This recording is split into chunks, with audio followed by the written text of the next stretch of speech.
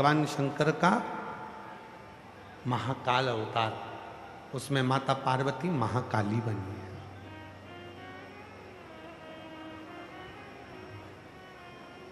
अब पार्वती जी जब महाकाली बन गई तो भगवान शंकर महाकाल के रूप में जब प्रकट हो गए, तो भगवान शंकर का जो महाकाल का स्वरूप था,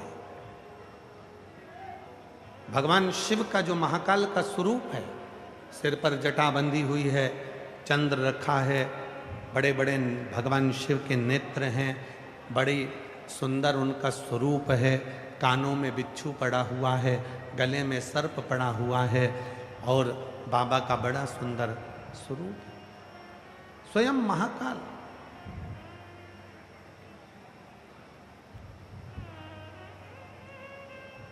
और उसी स्वरूप के साथ में अगर प्रकट हुई तो माता महाकाली प्रकट हो गई। अब भगवान शंकर तो जनमानस के कल्याण के लिए रूप धरकर आ गए।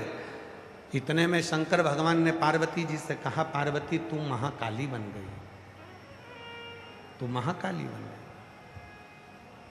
अब पार्वती जब तू महाकाली बन गई है तो मैं तेरे से पूछूं कि तू महाकाली बनकर रहेगी कहां? तो कहां महाकाली बनकर रहेगी? पार्वती जी ने कहा भोलेनाथ जी से, बाबा जैसे आप मंदिर में निवास करते हो वैसे मैं मंदिर में निवास करूंगी, जैसे आप जनमानस का कल्याण करते हो वैसे मैं जनमानस का कल्याण करूंगी। तो पार्वती जी की बात सुनकर भगवान शिव ने कहा, पार्वती मेरी एक इच्छा है, जरा ध्यान लगाना इस कथा पर। पार्वती मेरी एक इच्छा है। तो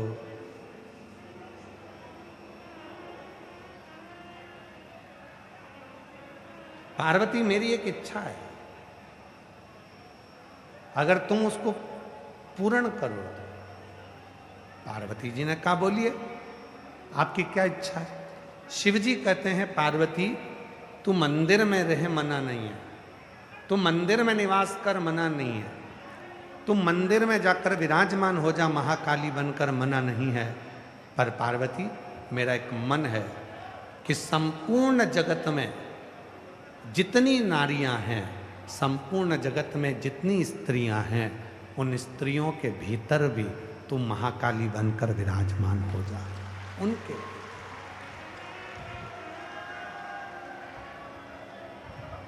पार्वती जी ने कहा कि प्रभु मैं महाकाली बनकर संपूर्ण जगत की नारियों में विराजमान हो जाऊंगी, संपूर्ण जगत की स्त्रियों में मैं महाकाली बनकर विराजमान हो जाऊंगी, पर इसका लाभ क्या होगा? तब भगवान देव अधिदेव महादेव ने कहा, पार्वती जब संपूर्ण जगत की नारियां अपने घर में रहेंगी, दुख आएगा उसको निगल जाएंगी, तकलीफ आएगी उसको निगल जाएंगी, अपने पति पर, अपने पुत्र पर, अपने पिता पर, अपने भाई पर जब कष्ट आएगा तो तू उनके भीतर विराजमान होकर उनके दुखों को तू निगल जाएगा।